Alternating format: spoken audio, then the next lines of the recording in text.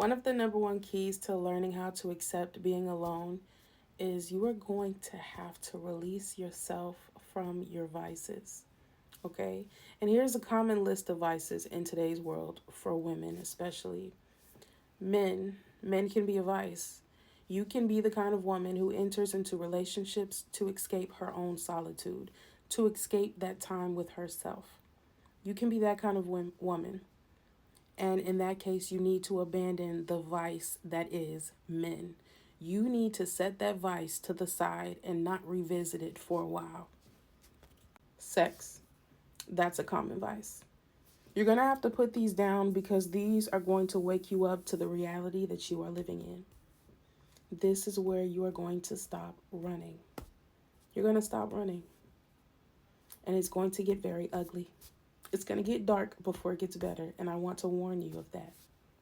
Once you put the bottle down and you're no longer faded, once you put the blunt down and you're no longer inebriated from this foolishness, everything going to hit you all at once. It's going to hit you all at once and it's going to hit you over time.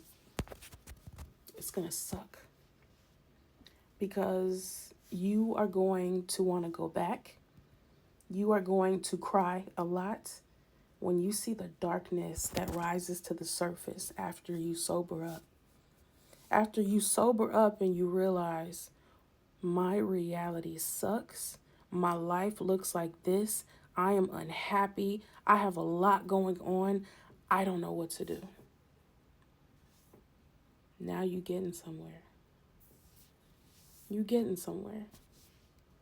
After you put down the vices and you get alone with yourself, now you have to start asking yourself about your past relationships.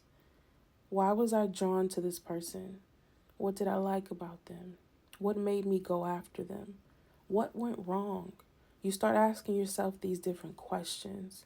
The number one way that you can get to healing is asking yourself productive questions. Is asking yourself, why did I feel this way? What made me want to do XYZ? What were my triggers? Why did they trigger me? What made me feel triggered? You have to ask yourself all these questions so that you can get to some real answers. And you ask yourself these questions because when you were not sober, you weren't asking these questions. Your questions were more like, why doesn't he love me? Why can't he just do right? Why am I never enough? Those are not productive questions because they come from sources of insecurity. They are not productive questions. They are not going to move you forward in your healing. But when you sober up and you finally get settled and nothing is disturbing your real reality, you're going to see the truth. And that is how you will be set free.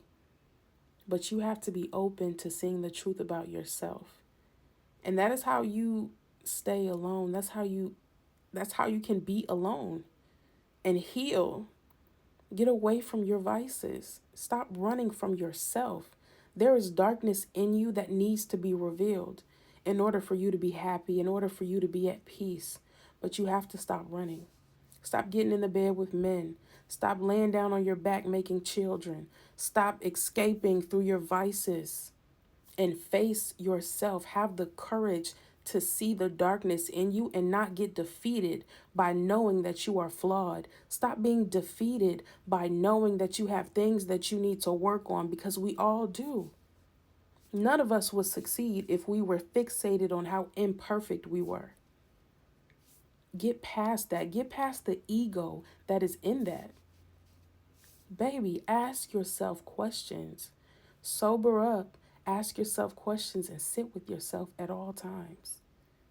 You can connect at some point, before a season in your life, you need to just be alone. Your friends can't come with you on this. You need to be alone.